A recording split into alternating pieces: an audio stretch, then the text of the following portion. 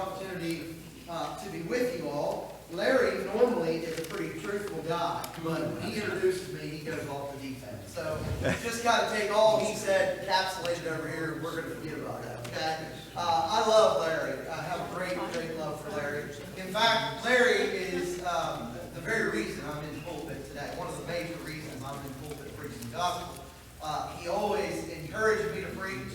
I grew up with Isaiah, and Larry and Diane, I spent so much time with them traveling around. Larry would always take me, and Diane would always take me and put up with me as a teenager, through the rough years, and really molded and shaped my life when otherwise I wouldn't have had the molding and shaping that I had. So I owe a great debt to Larry and Diane. I love them greatly. Isaiah and I grew up together, just good friends throughout, and I love to see Isaiah. It's great to see him again, and I'm glad he's here in this area doing great work. I'll tell you a real quick story before I begin. One time I said to Larry, I became a Christian. Larry baptized me, and I was pretty much on fire for the Lord. I had a little episode with some denominational friends of mine, and it didn't go so well because I was so on fire. I got my tongue in front of my zeal, and that happens sometimes. And I told Larry about it. He said, "Oh, brother, well, you got to go on some Bible studies with me." I said, I really don't want to do that, Larry. I appreciate you asking, but no thanks. And he said, "All right, brother." So next service came, he said, "I have a Bible study on Thursday night, 7 o'clock. I'd like you to go with me." I said, "Hey, I appreciate it, Larry, but nah, Thursday night, 7 doesn't really work for me." I was 14 years old. I had a lot to do, And I said, "That just doesn't work for me, Larry." He said, "All right, brother, well, I'll pick you up about 6:30 then." And I said, You didn't hear me, brother." I said, I can't go." "All right, well, see you at 6:30. And he just walked away. And I thought, he's going to be joking. Well, I thought, well, I better be ready. 6:30, he pulled into the driveway. He said, "We're going on a Bible study." Kicking and screaming, I went to his car, didn't like it one bit. I was so mad at him, I could spit down. First Bible study, I thought, you know what, I kind of like this. He said, "Well, I got another one, next night." "Okay, I'll go with you." And the next thing you know, I love studying the Bible with people. And I tell that story, it's as true as I'm standing here. That's because of Larry and his zeal. He didn't take no for an answer. And I'm really glad he didn't take no for an answer. So I'm glad to be with you this morning. It's going to be a great weekend, I think. I'm really excited about sharing this with you. First of all, before we begin, I'm no expert on marriage at all. I have made a lot of mistakes, and I have learned a lot from a lot of great people. And so what I want to share with you today, and really all weekend, are basically things that I've learned as a husband, as a father, and as a Christian. And marriage and the home is like Christianity. You just continue to grow and build and change as you go. As you get better, as you get more mature. So let's begin. We're going to talk to husbands today to begin with. And there's a story told of little 4-year-old Jamie. She had just been in her class and she had heard the story of Snow White. She was just enthralled with this story, how Prince Charming came in and kissed her back to life. And it was just a beautiful story. She was so excited she couldn't wait to tell her mom. And so as she ran to her mother after class, she said, "Mom, I got this great story to tell you." And Mom said, "What is it?" She said, "The story of Snow White." And Mom smiled. "Yes, I remember that story." She said, and Prince Charming came in on this beautiful white horse and he kissed her and brought her back to life. And Mom said, "Yes, I know." And she said, "Do you know what happened next, Mom?" Mom said, "Yes, I do. They lived happily ever after." Little Jamie says, "No, Mom, they got married." Happens sometimes, doesn't it? We go in thinking, boy, I'm going to live happily ever after. But marriage is kind of a reality check, isn't it? And if you've been married very long, that there's things that happen in marriage that you can never prepare for. It just happens as you go. And so what I want to do this morning is I want to begin with talking about the foundations that are being destroyed around us. I had a slide up there earlier. The foundations are being destroyed, folks. That's the bottom line. The home is being attacked. Manhood is being attacked. Womanhood is being attacked. Children are being attacked. And our homes are paying the consequence for it. So what we can't do is we can't change the world. I can't sit back and point my finger at Camp Hill and change everybody in Camp Hill. And I can't point my finger in Selinsgrove and change everybody in Selinsgrove. But you know what I can do is I can look in the mirror and I can change me.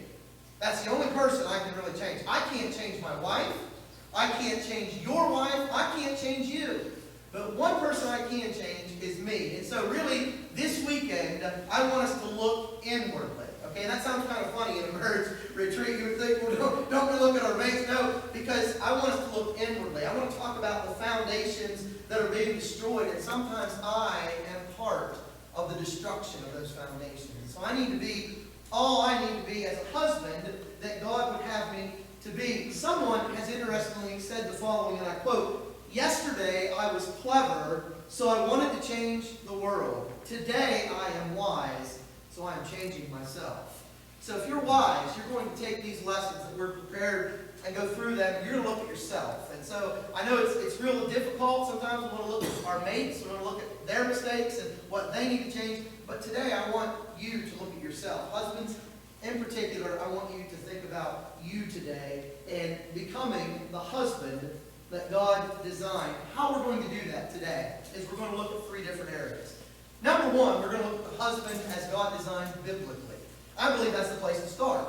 That we got to look at what the Scripture says about husbands. Secondly, we're going to look at what the idea of personally.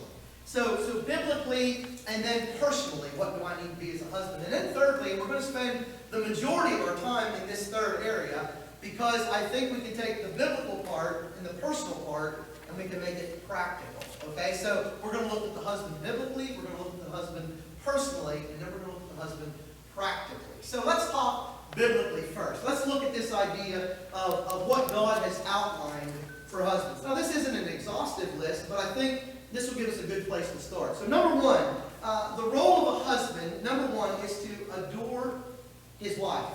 And there's a lot of passages that teach this, but there's one in particular that I really like. It's Colossians 3 and verse 19. If you look at Colossians 3 and verse 19, it's not a lengthy verse, but what it has to say is filled with meaning. All right? It says this, and I'll be reading from the Old King James, by the way. I want to reference a couple of other translations while we do it. "Husbands, love your wives, and be not bitter," Old King James, "be not bitter against them." Now, when I look at that, it's not a very long verse.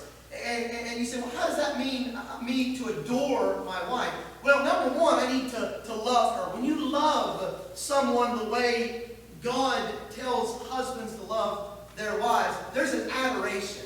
There is an admiration. There is a putting her essentially on a pedestal. No, not above God. God is on the highest pedestal, but right under God is my wife. She is the queen of the castle. And then Paul goes on to say, "and be not bitter against them."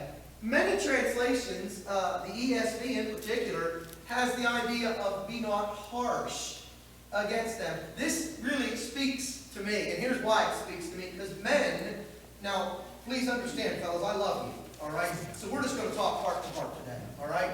I love you, but some things I'm going to say, I'm going to be able to say because I'm a man, okay? Sometimes we're harsh. Sometimes we're harsh with our wives. And as we look at husbands and wives this weekend, we're going to see that God has created us very differently. And so I want you to think of your wife as somewhat of a tender flower. Now, please, wives, don't take offense to that. I know you're strong, and I know you've got great things in your life, and you're a wonderful person, I'm sure. God has made you strong. I don't mean that you're weak in that respect, but you're different than a man. You're like a tender flower. The other day, we had put some flowers in the ground around the church building, and I saw them on Friday, and I noticed that they're not doing too well. And why that is because they've been taken from one environment, put into another environment, and they're not really situated in that environment yet. And I kind of think sometimes, as my wife, as that flower, she's going to flourish and she's going to bloom. But you know what me as a husband needs to do?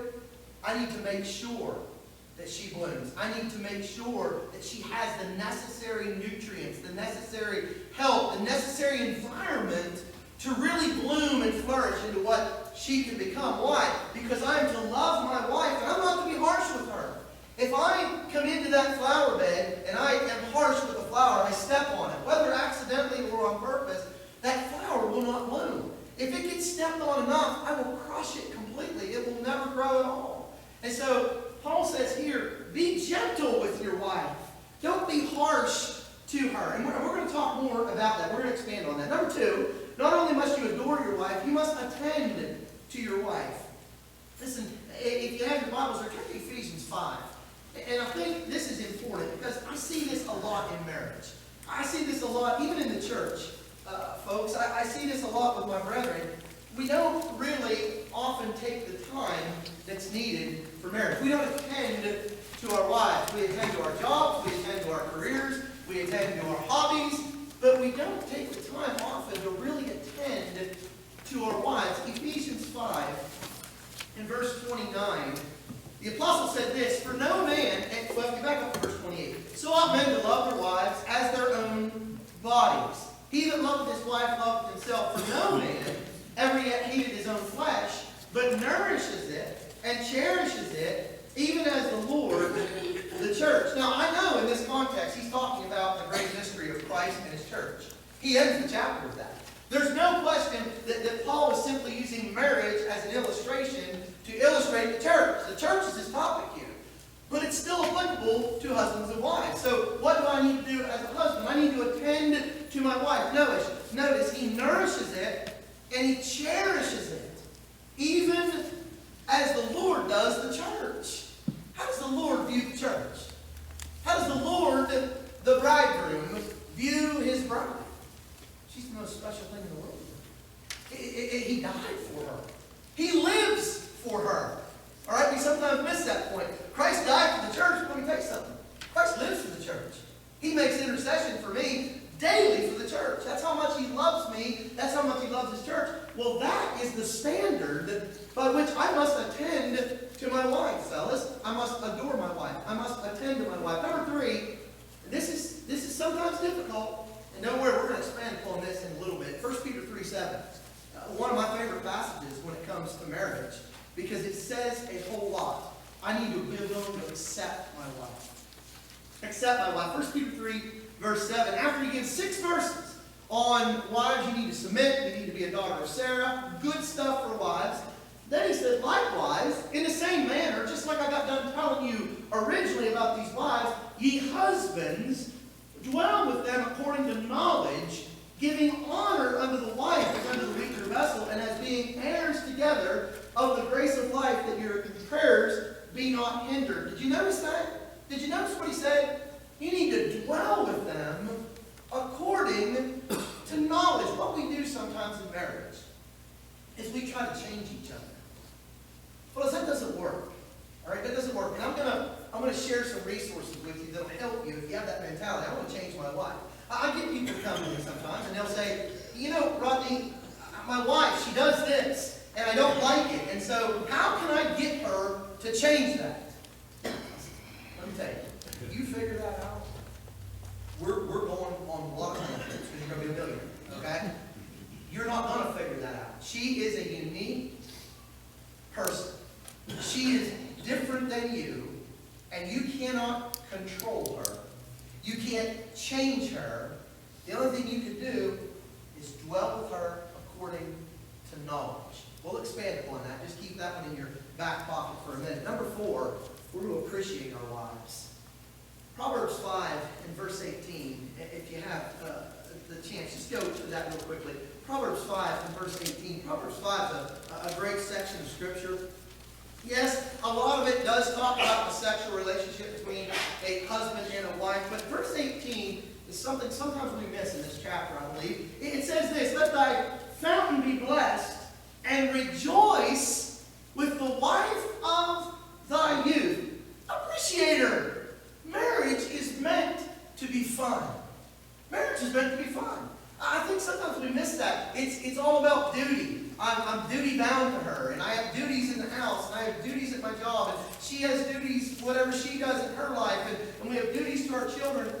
Yeah, but marriage is supposed to be appreciated. Marriage is supposed to be enjoyed. And so the writer says here, you know, rejoice. Have fun with your wife. Nothing thrills my heart more than when I see an older couple, like in their 70s, 80s, 90s, and they're holding hands and they're giggling. And I have to ask myself, what are you giggling about? You know what? What are you giggling about? I don't really want to know. I just think it's the sweetest thing in the whole world to see an older couple enjoying marriage. That's an inspiration for me. You know what? To be honest with you, sometimes in the rat race of life, and all the things I have to accomplish in a day, my wife becomes part of my list that I check off. Okay, wife check, kids check, sermon check, bulletin article check. Is that what marriage has become? No, I'm supposed to rejoice. So she's not on my list. She's part of my life. And so I appreciate her, and I adore her, and I really understand her. Biblically, that's kind of the 4 parts that God wants from husbands. Now, I know it's not exhaustive. There's so much more we can say, but I want to move on to personally. What do you need to be as a husband personally? Well, I want you to turn to 1 Timothy chapter 3. Now, you Bible students, you're going to say, hold on a minute, Rodney. 1 Timothy chapter 3, isn't that great chapter where it talks about the qualifications of elders? It is. Why in the world would you go to 1 Timothy chapter 3 and talk about husbands? Let me ask you a question. In this list that God gave us for the qualifications of elders, which one of those qualifications, ladies, which one of those qualifications would you say, I really don't want my husband to have that? Which one? Let's look at it. Let's look at it. 1 Timothy chapter 3, begin with me in verse 1. This is a true saying, if any man desire the office of a bishop, he desires a good work. This is about elders, Rodney. Absolutely about elders. I'm not trying to take it out of its context. I want to keep it right where it is. It is about elders, but then I want you to notice, a bishop then must be blameless. How about it, ladies?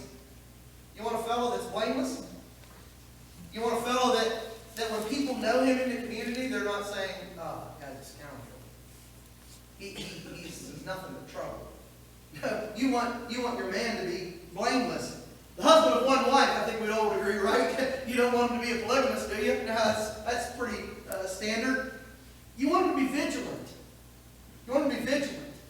Yeah, what part of sober you don't want him to be?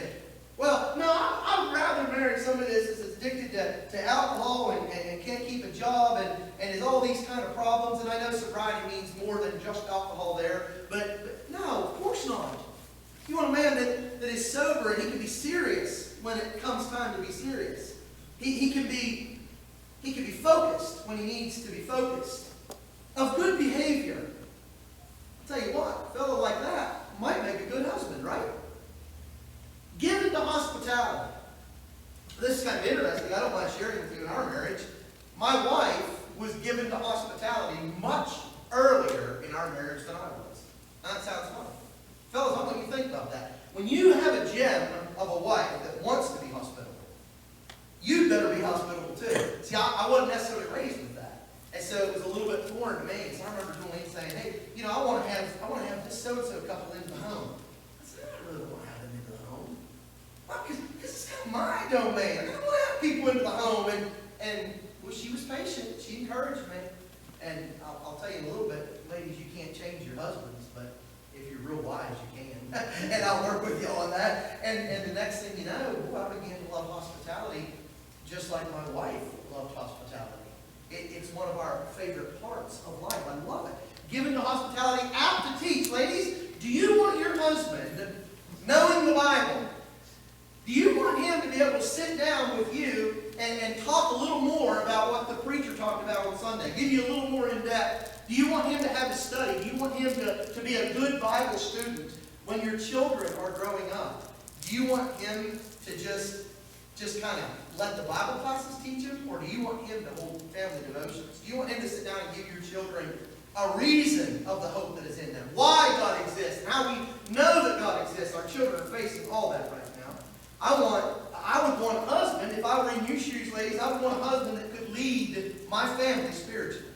Apt to teach is a man that can do that. Not given to wine. Oh, absolutely.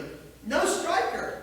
Now, sometimes men, they're the type of person that just want to fight at the drop of a hat. They're quick tempered. Boy, that's a problem. Many men have to really curb that. Many men have to really work on their temper. This man's not a striker. He's not always looking for a fight. He knows how to handle problems God's way. All right? He's not a striker. And he's not greedy of filthy lucre. Now that's important, ladies.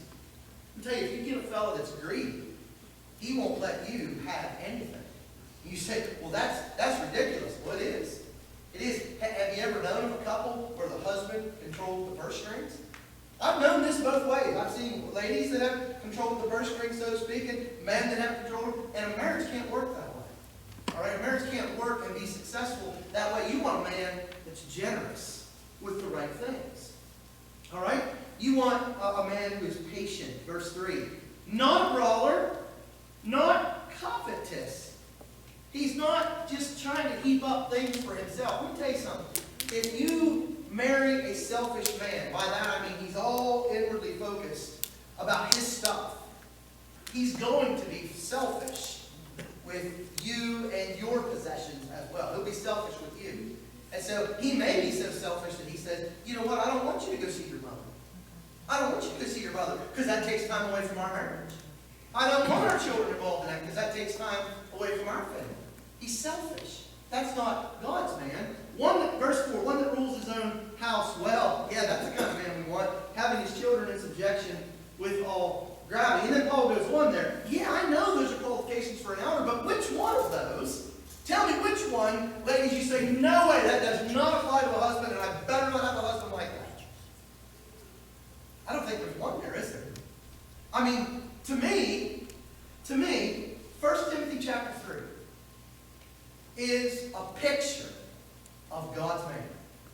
Now, I know that that's specific for elders, and elders must meet those qualifications to be qualified to shepherd the church of God. I understand that, and I am all on board with that. But I'm telling you, that's really God's picture of what a godly man is.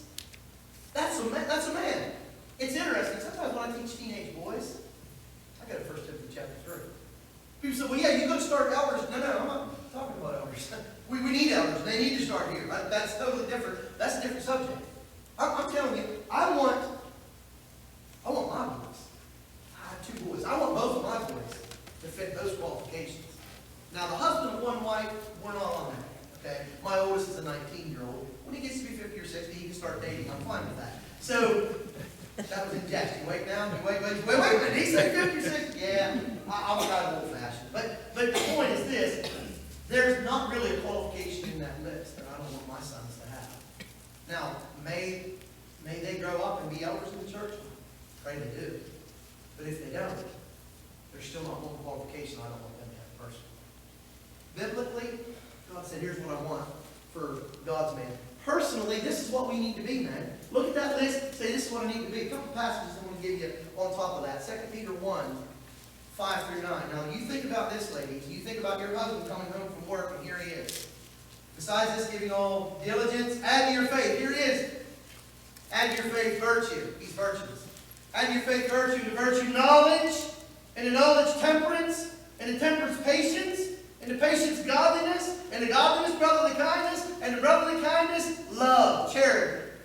These things are in him, and they abound, and he's not barren or unfruitful in the knowledge of our Lord and Savior Jesus Christ. He doesn't lack these things. He hasn't forgotten he's been purged from his old sins. Isn't that the kind of husband you want? That's the kind of fellow right there that is God's man. The fruit of the Spirit is love, joy, peace, long-suffering. Answer me this. If we had God's man from 1 Timothy 3, who had the fruits of the Spirit and what we call the Christian graces of 2 Peter 1, would there ever be a divorce if that was the man in the home? Would that man ever verbally abuse his wife? Would that man ever physically abuse his wife? Would that man ever have an affair? No way. No way. That man would be God's man, and he would please God in that home. And let me tell you something. His wife would be skipping all the way to eternity because she found a man that followed that example. Biblically, personally, here's kind of my fun part. This is the fun part for me. Let's go practical. I want to talk practical. All right, Rodney, those are great. We've heard those. Isaiah's preached those before. We agree with you. We agree with you on things. But how in the world do I take that and I apply it to my life? This is a marriage retreat. How do I do it? All right, are you ready? Here we go. Dr. Harley wrote a benchmark book, in my opinion. Top-notch book, best book on the subject, I think, in my opinion. It's called His Needs, Her Needs. I have a list of suggested reading for you to purchase if you wish to. I don't have them. You'll have to go online and find them. But I have that list back there with these outlines. You might have gotten one. It is a pretty, I think it's a pretty exhaustive list. Things that I use in my ministry, things that I use in my marriage, and that have helped me greatly. This is one of them. His needs, her needs. He listed the 5 most basic needs of women and the 5 most basic needs of men. Now, I've spiced them up a little bit. So when you get his book, you're going to say, wait a minute, Rodney, I thought you kind of used Harley's idea here for these basic needs. Well, we did, but I spiced them up a little bit. That's just kind of how I operate. So I want to think about those 5 great needs. Now, we're talking to husbands, so we're going to look at the 5 basic needs of ladies. All right, you ready, fellas?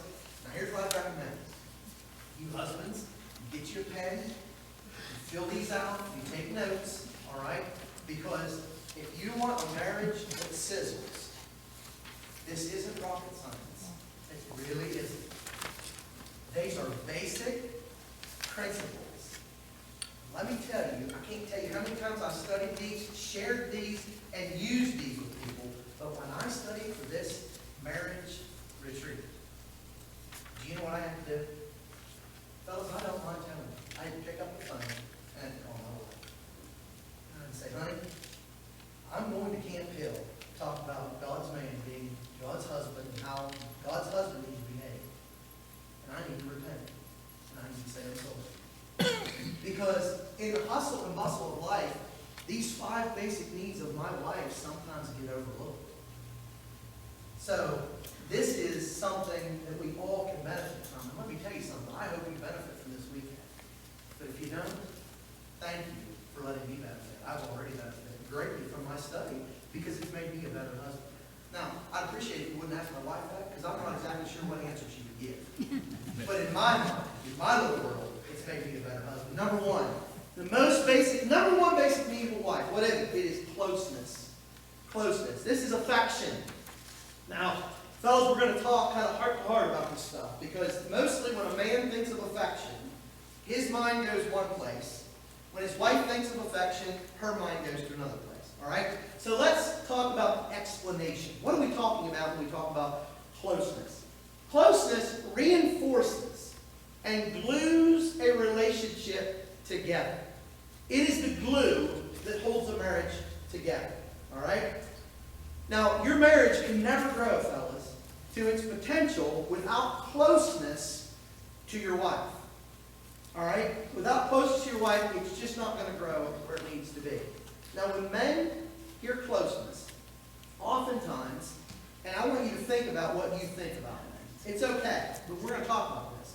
I think sometimes these make us feel embarrassed. They make us feel scared. And you're thinking as a man, many times, when I think of closeness, I think of sexual intimacy. I think of sex. That's what I think of when I think of closeness, Rodney. It's exactly what you think of, man. And don't hide under the pew. Sit up, that's how God made you. That's okay. But 1 Peter 3:7 comes into play here. Dwell with your wife according to knowledge. Let me tell you something. Now, ladies, you feel incorrect if I'm wrong. When the wife thinks of closeness, her mind doesn't automatically go to that. It just doesn't go there. Closeness to a woman is not about sex. What is it about then? What is it about? Let's give some examples. That's the explanation. Let's talk about some examples. Fellas, are you listening? Your wife. Now again, you're going to have to know your wife. There are exceptions to this rule. So I'm not claiming to know every wife from, Eve all the way till Christ returns. But for generally speaking, many wives love to have their hand held. Many wives love to have their hand held. Fellas, I know sometimes as men, we lose this part. I'm going to share something with you. When I was dating Julie, by the way, I went to PCC, I have to confess. I've repented this numerous times, but I went to PCC for one reason. And then Queen knew, Rodney, you are a spiritual giant. No, I'm not. I went there because Larry told me there'd be a bunch of teenage girls there. That's why I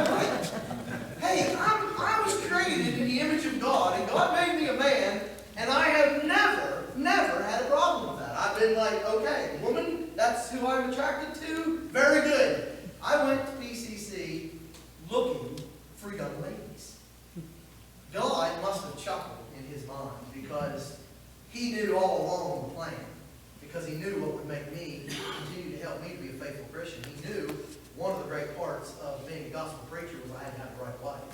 And so he gave me to a lady. Now, Larry said several years later they got married. I would have married her at PCC had they left me. All right, I married her that day. The first day I met her, this is the one for me. There's no reason to look around. It's like socks. You go into the store, fellas, you grab a pair of socks, right? I don't need to shop around the store. I know what I want. Julie wasn't so ready to marry me at that point. So it took a few years, a little bit of wooing, and you know, a lot of letters, letter writing, young people. I'm serious. That's what we did. We didn't have texting then. And, you know, eventually God worked that out. But my point in saying that is when we were dating, if we got past that friend stage, you could not keep my hand out of her hand. When we were walking, and we would come to like a post, you know, in the walkway or something, you know what I'm talking about, a post, we wouldn't drop hands and then get them on the other side. Do you know what we did? Do you know what you do? We'd pick it up and go right over it. Because I didn't want the warmth and the care of her hand out of my hand. I used to just grab her hand and I used to just touch her hand. It was just so special to touch her hand. And you know what that was? That was closeness.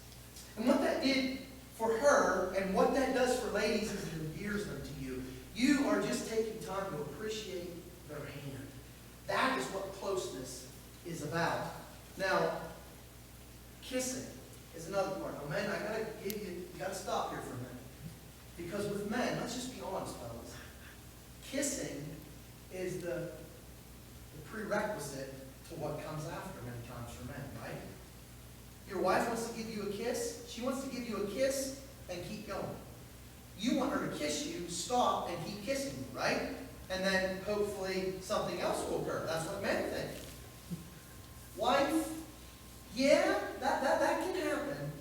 But closeness for a lady, she needs a kiss. Now, fellas, listen to me. You need to be creative with this, all right? You need to figure out little cute spots that your wife loves to be kissed. Behind the ear, on the forehead, the end of the nose. Don't always be focused on the lips. Well, I like her lip. I understand that. That's because you're thinking one way and she's thinking another way. Fellas, listen, Dr. Harley is an expert in this, okay? Rodney has studied Dr. Harley, and he has seen from experience that this works, all right? I encourage couples who are having trouble to, number one, fellas, learn to be close to your wife without any sexual motive at all. Learn to be close to your wife. That means holding hands. That means kissing. Well, fellas, I don't want to indict any of you. I didn't see you get out of the car this morning, and I won't see you get back in the car today. So I don't know what you do. If you don't do this, don't think the Lord Rodney's preaching right at me this morning. But fellas, when you were dating your wives, or if you're here this morning and you're dating your wife, future wife, did you ever open the car door for her? Did you do that? I would say this. Oh, wait a minute, Jolene. Wait a minute, I'll get that door for you. It didn't matter if there was snow. It didn't matter if it was raining. It didn't matter what it was. I was opening that door for her. What is that? Well, that's consideration. It is. But you know what a wife looks at when she looks at a man opening the door for her? Closeness. Now, interestingly, in Dr. Harley's book, he has a section in there called the Love Bank. I'd recommend you get that book and read it. It's good. It's a good book. But the Love Bank is like your bank. You make deposits and you make withdrawals. When you make more withdrawals than you do deposits, you're in trouble, right? That's the way a bank works. Whenever you make more deposits than you do withdrawals, you've got a little credit in there. Every time you do something great for your wife, and now these aren't big things. We're not talking big birthday present. I took her on a cruise. Now, it's interesting. You know, you take her on a cruise, you get one deposit.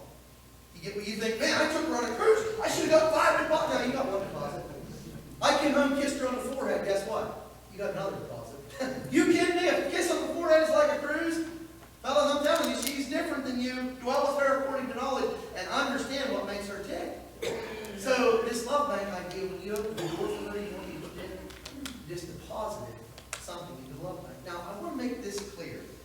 If you don't usually open the door for your wife, what's going to happen is she's going to look at you and say, what's this all about? Fellas, I want you to tell her this. Seriously, I want you to tell her this. You know what? I want to get closer to you. And I want you to know that I adore you. And I'm going to take the time to get your door from now on. So if there's one thing you want to change about yourself that's like, you can change it like that, fellas, get the door for your wife. Get the door. When you walk up to the church building, grab that door, step ahead of her, take 3 steps, honey, hold on a minute. I drive an old truck on my own time. And not the family vehicle, it's just an old truck, but I do truck things. I haul firewood and I hunt and everything like that, so I just need an old truck. Well, my old truck no longer has that little click that unlocks all the doors. So the way I have to unlock the doors, go to the driver's side. I know you're going to say, this guy is really antiquated. I have to stick the key in and I have to turn it. And if I turn it twice, it'll unlock all the doors. It's really neat. So, yeah, right. We've had it for years. It's called power locks. I know. So, but whenever Julie and I are out, we're in an old truck. I have to hit that twice, but I have to tell her, honey, please wait. Please wait. I'll come around and get the door for you.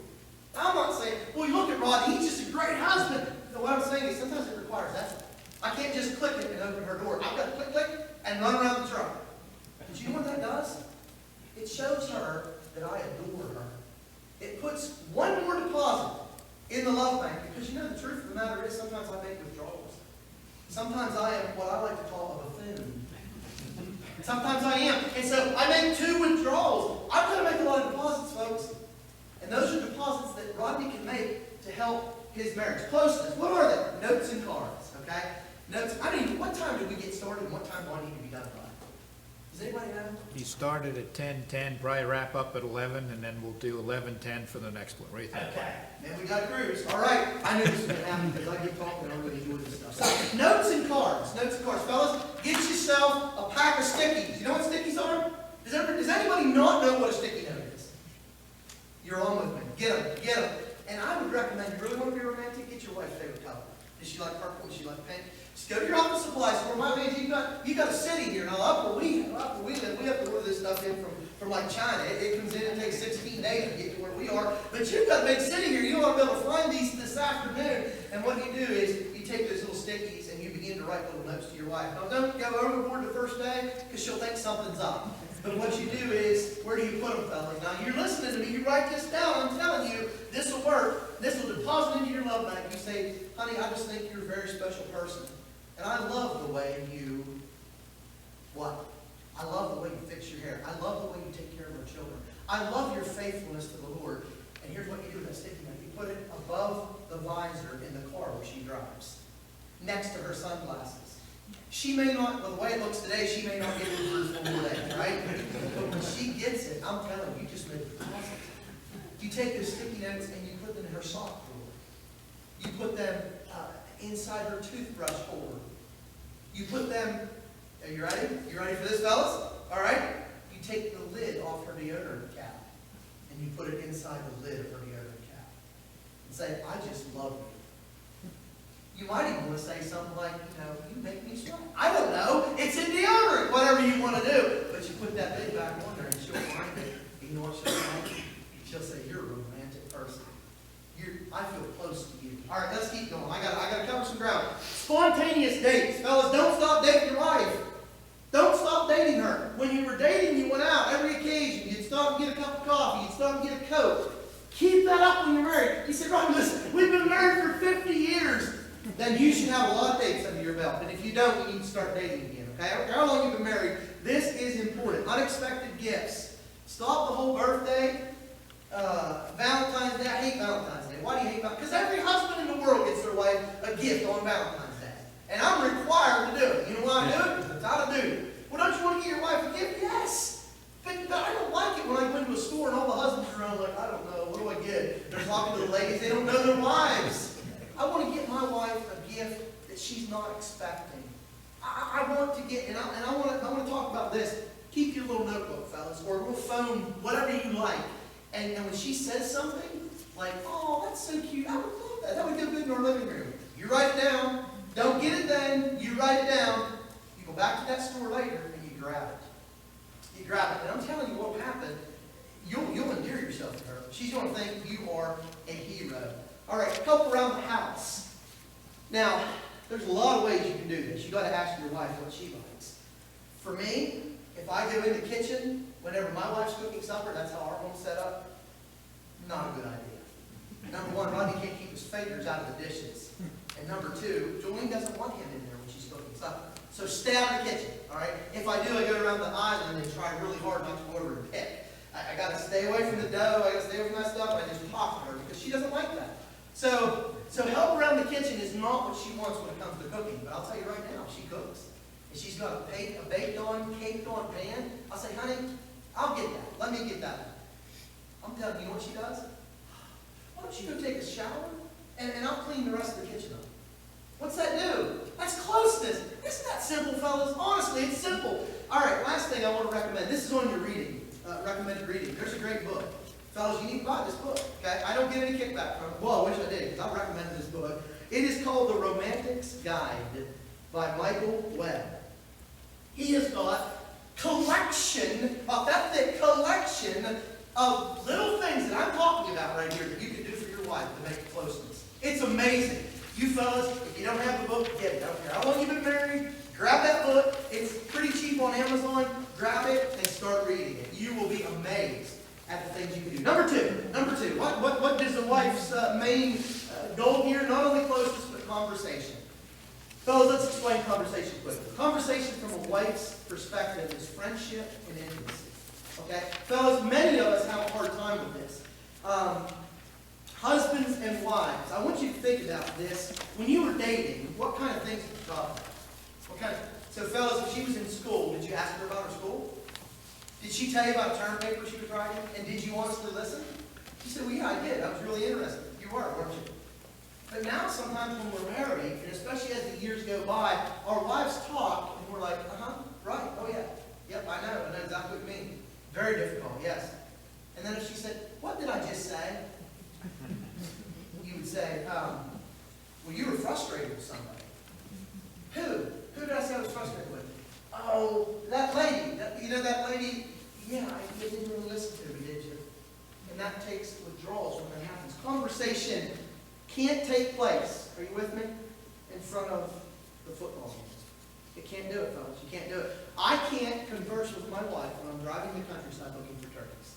I will not hear one word she says. And she knows that. There's no sense in talking to me when I'm looking for turkeys. What I need to do is I need to either pull over and listen to her, or we need to take some time to talk, because conversation is very important. I'm going to talk about some examples with this. Conversation. Number one, harmonize your interests. All right, this is difficult sometimes, but do as many things as you can possibly together. Now, I'm going to use myself as an example. I love to hunt. Jolene does not hunt. So, how do we harmonize that interest? Well, what we do is my wife loves the outdoors. And so what we'll do is we spend some time scouting for my hunting excursions together. Because she loves to walk in the woods. She loves to know the trees. She loves to know the wildflowers. She loves the animals. So we will bring that together. Now, believe this or not, I'm not much of a crafter. I don't do a lot of crafts. But my wife likes to craft. So there's some things I know she wants to do.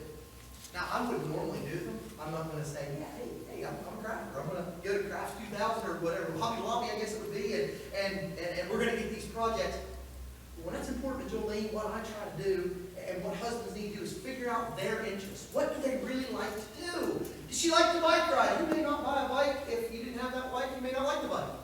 But you may begin to bike if she likes to bike. You see what I'm saying? Whatever your wife, this is where you have to harmonize your interests. Know what she loves and try to be there for her. Try to do those things together. Number two, and this is important, prioritize, fellas, intimacy. Now, I'm not talking sex again. I'm talking intimacy. Now, I'm going to give you a couple of real clear examples on this. When you're sitting on the couch, boy, I feel like a hypocrite here. I'm terrible at this, so I'm just going to tell you what works, but what I don't do very often. If your wife likes her feet rubbed, then grab her feet and rub them. Do you know what that is? That's intimacy. All right? That's intimacy. Now, know your wife, because some wives don't want their feet touched. And if you touch them, that's going to be a bad thing. Your wife may just simply want her hair played with. Your wife just simply may want her neck rubbed. Find your wife, what she likes, and then prioritize that. Third thing I want you to do is emphasize awareness. Eye contact, smiles. Smiles are huge. Sometimes it looks like we're in marriage, but we're not enjoying it. We're miserable. And whenever she's venting about somebody, and your wife will vent, don't automatically say, well, I'll go and tell her off for you. No, sometimes your wife just simply wants you to listen. Ask her, do you just want me to listen? Or would you like me to fix this? No, I just want you to listen at this point. Pay close attention when she says subtle things, like her favorite ice cream, her favorite book, her favorite hobby. Write those down. Those will come in later. Number 3, what's a wife like? She wants candor. She wants you to be honest with her. Don't lie to your wives. It's easy to do. Let's talk about the explanation. Honesty and sincerity are 2, in my opinion, of the most important qualities in marriage. You have to be candid with your wife. You have to be truthful with her in everything. Examples. I'm going to share some liars that have been talked about, that kind of encapsulated these liars. And I want you guys to think, do I ever fit into any of these? Number 1, there's the born liar. It's ingrained in him for many years. He lies all the time, and in marriage is no exception. Now, depending on how you grew up, this may be you. This may be you. You may exaggerate. You may exaggerate, purposely exaggerate. Let me tell you what exaggeration is. It's a cute word for a lie. All right? It's a cute word for a lie. Don't exaggerate things with your wife. Don't exaggerate things with your wife. Be truthful with her. Born liar. Number 2, there's the avoid trouble liar. This one, he doesn't tell a lie all the time. He only lies when there's pressure or problems. Like husband was supposed to stop and get milk on the way home. He forgets all about it. Instead of telling the truth, he just simply says the store was all out of milk. That's not good, fellas. Be honest with your wife. You say, it's a little simple thing. It is. But she wants to know she can trust you. Be honest with your wife. Number 3, there's the protector liar. Husband believes the truth is too much for his wife to handle. This sometimes is where fellas come into it. So they're in financial troubles. Husband knows it, doesn't want to bring the wife into it because doesn't want to stress her out. So he just lies to her. He may go get a loan separately. He may borrow money from his parents quietly, not let the wife know. Bad deal, fellas. Your wife can handle more than you think she can. And she's a partner in life. She wants to know what's going on. Her problems in finances, say, honey, listen, we've got ourselves in a jam. Let's sit down and figure out how we can do this. All right? And there is reading material on that on your paper as well. Okay? And I'm not going to recommend them theologically. Please understand it. None of those are recommendations theologically. But when it comes to money matters, Dave Ramsey's the greatest. I mean, he really is. He's good. He's good. I'd recommend you buy his books, listen to his podcast. He's helped me. I know a lot of fellas that have gotten out of debt. A lot of families have gotten out of debt because of Dave Ramsey. I don't agree with everything he said on finances. But then again, I'm not a multi-millionaire either. I would listen to him, not Rodney. Okay? Number 4, this is a major need of a woman. She wants you to contribute. She wants you to contribute. Let's talk about that. What do you mean by that, Rodney? Explain that to me. Well, husbands feel that their contribution to the home often is they go to work, and they financially provide, and they come home. And that's their contribution. Right, fellas? Kids, that's kind of my wife's responsibility. Clothing, that's kind of my wife's responsibility. Cleaning, that's kind of my wife's responsibility. If you think that, fellas, you need to have a discussion with your wife. And let's get her perspective on it. Honey, do you think it is only your responsibility to clean the house? See what she says. She may say, I want to clean it. That is my joy. I love cleaning the toilets. I love it. She may say that. My guess is she's probably going to say, no, if you want to clean a toilet, that'd be great for me. That would be wonderful for me. And so, contribute. Put your heart into your home. What are some examples, Rodney? Cooking. Now, you have to figure this out. Does your wife cook at home? My wife does. I don't do much of the cooking. But I can cook a couple of things, and I know there are times when if I cook, it makes her really happy. You know why? Not because the food's great. She gets a break. She gets a break. 7 days a week she's cooking. Man, when I can say, honey, I'll take that meal. She gets a break. She needs a break. So it's the cooking. Cleaning. Dishes. You said, Rodney, come on, man. These are simple things. Exactly. They're simple, but it's the simple things of life that make up the big things of life. And we neglect them. We forget that our wives need encouragement. Maintenance and upkeep. Fellas, she doesn't want to live in a house that has a broken receptacle cover. She doesn't want to live in a house like that. If it's clothes on the way home, grab a 39-cent, probably $2.49 right now, the way inflation is, and put it on. You don't even have to be told to do it. Just do it. Just be the kind of man she wants to be. Car washing and cleaning. Ask your wife. I know my wife. I know one of the things she likes to clean car. Please don't bother with my car right now. And she likes to clean car. Inside and out. And I know that that's important to her. So when my car gets dirty, I know that, it really helps if I keep that thing clean. Now that's where I recommend having teenagers. It's the only place I recommend having teenagers. But I would recommend having teenagers to help you with that. Car cleaning. What does your wife like? What's really important to her? What part do you need to contribute? Lastly, commitment. She wants you to be committed. She wants you to be committed. Let's talk about that. A wife needs a strong family unit. She needs to know, fellas, that you're in for the long haul.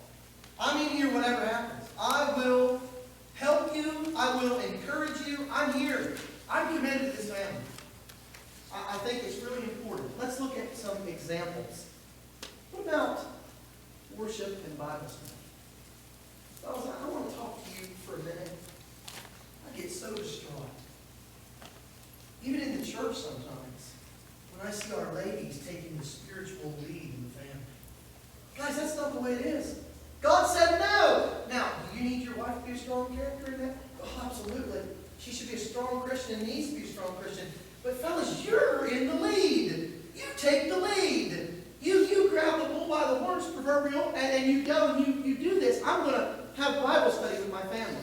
Don't wait for your wife to say, honey, would you do a devotional? Sit down and have a Bible study with your family. Sit down and learn to do that. And by the way, we're getting ready to teach that at SVCC because some of our young families, they don't know how to do that. There's how do we do that? Well, that's a good question to ask. If you don't know how to do it, ask. All right? Children need regular devotions. Families need regular devotions in the home. I'm not talking Wednesday night. I'm talking in the home to strengthen that family. Reading to the children. I tell you, nothing in the world. Now, if you have small children, this is true. I would recommend reading to your teenagers. Okay, they don't like it. They won't let you. But small children, fellas, take the lead. If you got grandchildren, take that lead. Reading to the children. What about family meetings? I like this. This is important. So you got a problem in your family. You got a problem in your family. You say, well, that really doesn't involve the kids. It does. If there's a problem, it involves the whole family. Now, some things you can't discuss with the children. I understand that. Call a family meeting. Fellas, you lead it. Guys, we got a little issue here. We got a situation. Maybe you've got a situation with one of the children. Maybe they've got a problem at school. We're going to sit down and figure out, brainstorm how to figure this problem out as a family. You're doing so many things there. You're committed to your family. You're also teaching your children problem-solving skills, which are very, very important. How about help with your children's financial planning, fellas? If you have children or you want to have children, how are you going to help them financially prepare? Your wife will be dear to you. My husband helps the children prepare financially. He's taking the lead in that. Discipline. Do not tell your children, go talk to your mother. No, fellas, you stand up. You be the discipline. You stand together on this. You are God's man. God's man's different in the home than the world's man. It's different. Family projects together. So important for commitment. Do family projects together. Find things in the home you like to do, whatever it is. I think one of the greatest memories I think we have in our home, Julie and I, our kids are growing so quickly. Now, they may not attest to this, okay? Children may have a different perspective. One of our favorite things is doing family projects together. They kind of laugh. They know when it's garden planting time. Dad's got everybody out there with shovels, and we're working together. But really, they're good memories. We laugh. We get things done. We also spend time together. And you know what? It shows the wife that I'm committed to my family. Last suggestion is meals together regularly. Listen, this is dying in our world. This is dying in the home. And this is one of the problems with our homes. We are so split up. We are so going in this direction and that direction. I encourage families, especially if you're having problems, but even if you aren't having problems, take the time to eat a meal together. Sit down at a location. Do you have a kitchen table? Do you have a dining room table? Sit down. Take your phones, all right, and put them away. Put your phone away. Julie and I went into the restaurant the other day to eat, and there was this couple sitting there, older couple, and there they were. And you know what they were doing? He was over here like this, and they're like probably in their 70s. I thought, come on, you didn't grow up with that.